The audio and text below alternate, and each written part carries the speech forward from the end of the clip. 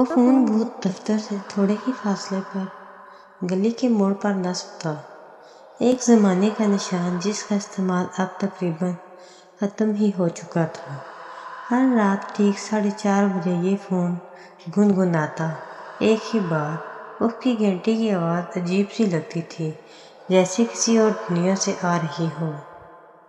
مہینوں میں اسے نظر انداز کرتا رہا، لیکن ایک رات آخرکار میں نے ہمت کر کے اس کا جواب دینے کا فیصلہ کر لیا۔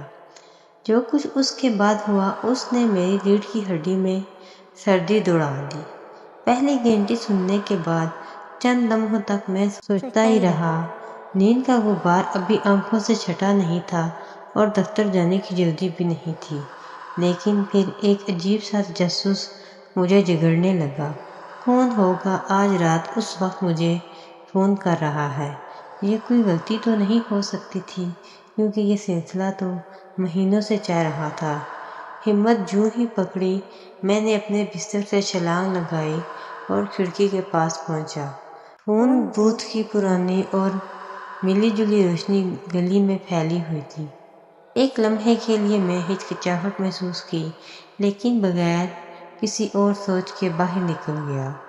رات کے سناٹے گراؤنڈ فلور کی سیڑھیاں چڑھتے ہوئے میرے قدموں کی چاپ سے ٹوٹ رہا تھا۔ باہر گلی میں سناٹا سا، صرف دور سے کتوں کے بھونکنے کی آواز آ رہی تھی۔ فون بوتھ کے قریب پہنچ کر میں نے رک کر آس پاس ایک نظر دوڑائی۔ سڑک سنسان خالی تھی، صرف گلی کی روشنیاں ٹمٹما رہی تھیں۔ ایک آخری سانس لے کر میں نے فون اٹھایا اور کان سے لگایا، لیکن ریسیور سے کوئی آواز نہیں آئی، صرف ایک بھاری سانس لینے کی آواز سنائی دی، جیسے کوئی گہری کھائی سے آ رہی ہو۔ میرا سانس اٹک گیا۔ میں نے فون ذرا سا دور کر کے ریسیور کو غور سے دیکھا، لیکن اندھیرے کے سوا کچھ نظر نہ آیا۔ پھر اچانک ایک خوفناک کھرکھراتی ہوئی آواز میرے کان میں پڑی۔ یہ آواز انسانی نہیں تھی، بلکہ کسی جانور کی سی لگتی تھی جو درد سے چیخ رہا ہو۔ میں خوف سے کانپنے لگا۔ فون گراتے ہوئے میں نے پیچھے ہٹنا چاہا، لیکن میرے قدم کسی چیز سے الجھ گئے اور میں زمین پر گر پڑا۔ گرتے وقت میرے ہاتھ فون بوتھ کی دیوار سے ٹکرایا اور اس سے ایک زنگ آلود چین نکلنے کی آواز آئی۔ اسی لمحے گلی کی تمام روشنیاں بجھ گئیں اور میں گٹاٹ اندھیرے میں گر گیا۔ دل دہل کر رہا تھا۔ میں گھبرا کر اٹھنے کی کوشش کر رہا تھا، لیکن مجھے یوں لگا جیسے کوئی چیز میرے پیروں کو پکڑ رہی ہے۔ اندھیرے میں ولتے ہوئے میں نے اپنے ہاتھ آگے بڑھایا اور کچھ نرم لیسدار چیز کو چھو لیا۔ چیختے ہوئے میں نے ہاتھ پیچھے کھینچ لیا اور پھر سے اٹھنے کی کوشش کی۔ اچانک ایک زوردار قہقہ گلی میں گونجا، ایک ایسا قہقہ جو انسانی نہیں ہو سکتا تھا۔ یہ قہقہ ایسا لگ رہا تھا جیسے کوئی شیطان خوشی سے ناچ رہا ہو۔ میرا سانس پھولنے لگا۔ اب مجھے یہ بھی یقین نہیں آ رہا تھا کہ میں بھاگ بھی سکوں گا، لیکن پھر جیسے ہی وہ قہقہ ختم ہوا، مجھے گلی کے دوسرے سرے سے ایک مدھم جوں سی روشنی جھلملاتی دکھائی دی۔ امید کی ایک کرن میری اندر جاگی اور میں لنگڑاتے ہوئے اس روشنی کی طرف چل پڑا۔ میں قریب ہوتا گیا، روشنی تیز ہوتی گئی اور مجھے یہ دیکھ کر حیرت ہوئی کہ وہ روشنی دراصل ایک چھوٹی سی اسٹریٹ لائٹ تھی جو گلی کے موڑ پر لگی ہوئی تھی۔ اس روشنی کے دائرے میں پہنچتے ہی میں نے پیچھے مڑ کر دیکھا۔ فون بوتھ غائب تھا، جیسے وہ کبھی تھا ہی نہیں۔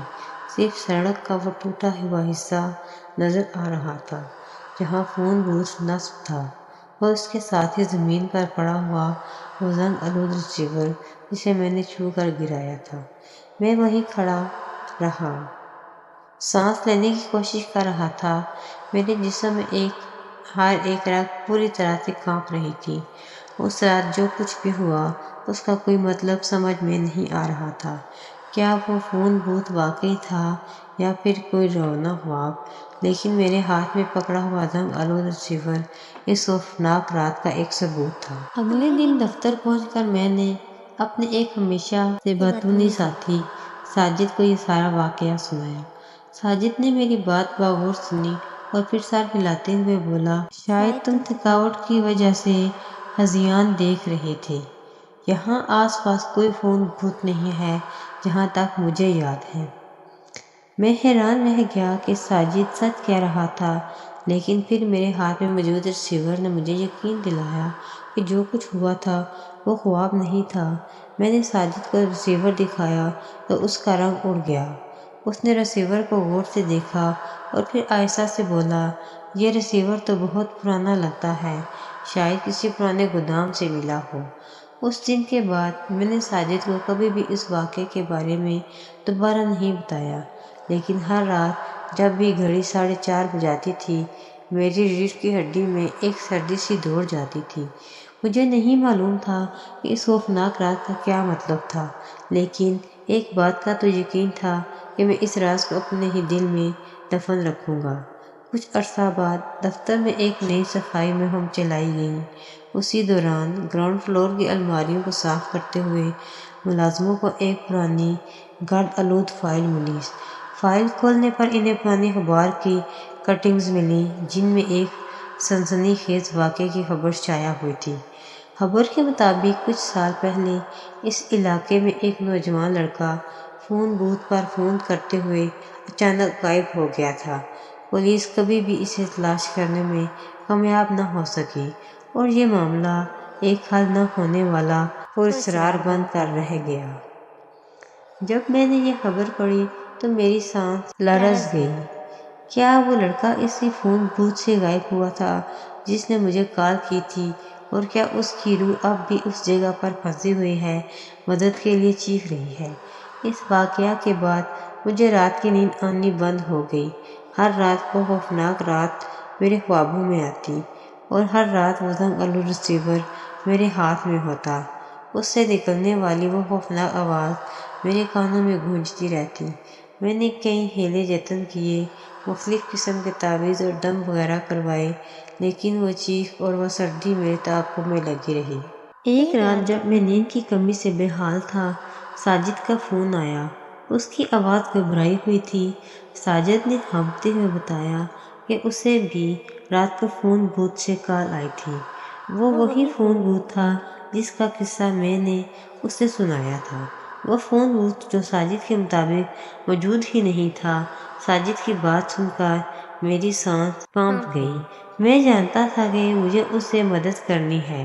ہم نے مل کر فیصلہ کیا کہ اس راز کی تہہ تک پہنچیں گے، چاہے اس کے لیے کچھ بھی کرنا پڑے۔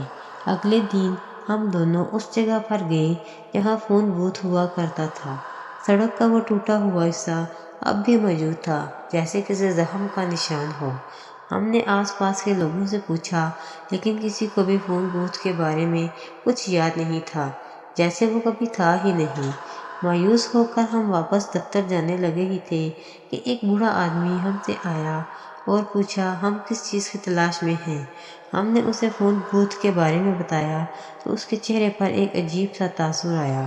بوڑھے نے بتایا کہ وہ اس علاقے میں بہت عرصے سے رہتا ہے اور اسے یاد ہے کبھی یہاں ایک فون بوتھ ہوا کرتا تھا، لیکن اس کے مطابق وہ فون بوتھ ایک حادثے میں تباہ ہو گیا تھا جس میں ایک نوجوان لڑکا بھی مارا گیا تھا۔ یہ سن کر ہم دونوں سٹا پلٹ رہ گئے۔ یہ وہی لڑکا تھا جس کے بارے میں نے پرانی فائل میں پڑھا تھا۔ کیا بوڑھے آدمی کی بات سچ ہو سکتی تھی؟ بوڑھے نے ہمیں بتایا کہ اس حادثے کے بعد سے علاقے میں عجیب و غریب باتیں ہونے لگی تھیں۔ راتوں کو چیخ و پکار کی آواز آتی تھی اور لوگوں نے عجیب و غریب سائے بھی دیکھے تھے۔ ہم نے بوڑھے سے مزید پوچھ گچھ کرنے کی کوشش کی، لیکن وہ وہاں سے چلا گیا۔ اس بوڑھے آدمی سے ملاقات کے بعد ہمارا یقین پختہ ہو گیا کہ اس فون بوتھ اور اس میں آنے والی کالوں کے پیچھے کوئی نہ کوئی راز ضرور ہے۔ ہم نے اس علاقے کی تاریخ کے بارے میں مزید تحقیق شروع کی، پرانی کتابوں اور اخباروں کو کھنگالا اور آخر کار ہمیں ایک ایسی کہانی ملی جو ہمارے تمام سوالوں کا جواب دے سکتی تھی۔ کہانی کے مطابق کئی سال پہلے یہ علاقہ ایک قبرستان ہوا کرتا تھا۔ لیکن جب شہر پھیلنے لگا تو قبرستان کو ہٹا کر اس جگہ پر عمارتیں بنائی گئیں۔ کہا جاتا ہے کہ اس قبرستان میں ایک نوجوان لڑکے کو غلطی سے دفن کر دیا گیا تھا۔ لڑکی کی روح کو کبھی بھی سکون نہیں ملا اور وہ اب بھی اسی جگہ پر بھٹک رہی ہے، مدد کے لیے چیخ رہی ہے۔ یہ جان کر ہمیں سمجھ آ گیا کہ فون بوتھ اسی جگہ پر کیوں لگا تھا جہاں پہلے قبرستان ہوا کرتا تھا، اور یہ بھی واضح ہو گیا کہ لڑکے کی بے چین روح ہی ہمیں فون کر رہی تھی۔ ہم نے اس لڑکے کی روح کو سکون پہنچانے کا عہد کیا۔ ہم نے ایک مقامی عالم دین سے رابطہ کیا اور اسے ساری صورتحال سے آگاہ کیا۔ عالم دین نے بتایا کہ ہمیں اس لڑکے کی قبر تلاش کر کے اس کے لیے فاتحہ خوانی اور قرآن خوانی کرنی ہوگی تاکہ اس کی روح کو سکون مل سکے۔ لیکن مسئلہ یہ تھا کہ اصل قبرستان کہاں تھا اور اس لڑکے کی قبر کی نشاندہی کیسے ملے گی۔ ہم نے پرانے نقشے اور دستاویزات کھنگالنا شروع کی۔ دن رات کی محنت کے بعد ہمیں ایک پرانی نقشہ ملی جس میں علاقے کے پرانے قبرستان کی نشاندہی موجود تھی۔ اس نقشے کی مدد سے ہم نے اندازہ لگایا کہ فون بوتھ والی جگہ قبرستان کے کس حصے میں ہو سکتی ہے۔ ہم نے حکام سے رابطہ کیا اور انہیں ساری صورتحال سے آگاہ کیا۔ حکام نے ابتدا میں تو ہمارا مذاق اڑایا، لیکن جب ہم نے وہ پرانی نقشہ اور اخبار کی کٹنگز نہیں دکھائیں تو وہ سنجیدہ ہو گئے۔ انہوں نے ماہرین کو بلا کر اس علاقے کا جائزہ لیا اور آخرکار زمین کے نیچے سے انسانی ہڈیاں برآمد ہوئیں۔ یہ وہی جگہ تھی جہاں فون بوتھ لگا ہوا کرتا تھا۔ ڈی این اے ٹیسٹ کے ذریعے یہ بھی پتہ چل گیا کہ یہ ہڈیاں اسی لڑکے کی ہیں جو کئی سال پہلے غلطی سے زندہ دفن ہو گیا تھا۔ ایک چھوٹی سی تقریب کا اختتام کیا گیا اور اس جگہ پر فاتحہ خوانی اور قرآن خوانی کی گئی۔ ہم نے امید کی، دعا کی کہ اب اس لڑکے کی روح کو سکون مل جائے۔ اس واقعے کے کچھ دن بعد رات کو 4:30 بجے فون کی گھنٹی نہیں بجی۔ ساجد اور میں دونوں نے ساری رات آنکھ کھلی رکھ کر گزاری، لیکن فون نہیں آیا۔ ہم دونوں جانتے تھے یہ ایک اچھی نشانی ہے، لڑکے کی روح کو آخرکار سکون مل گیا تھا۔ اس واقعے نے ہمیں بہت کچھ سکھایا۔ ہم نے سیکھا کہ کبھی کبھی ماضی کے بغیر نہیں جیا جا سکتا، اور کچھ روحیں اس وقت تک سکون نہیں پاتی جب تک انہیں ان کا حق نہ مل جائے۔ ہم نے یہ بھی سیکھا کہ کچھ رازوں کو دفنایا نہیں جا سکتا ہے، انہیں منظر عام پر لا کر ہی ان کا حل نکالا جا سکتا ہے۔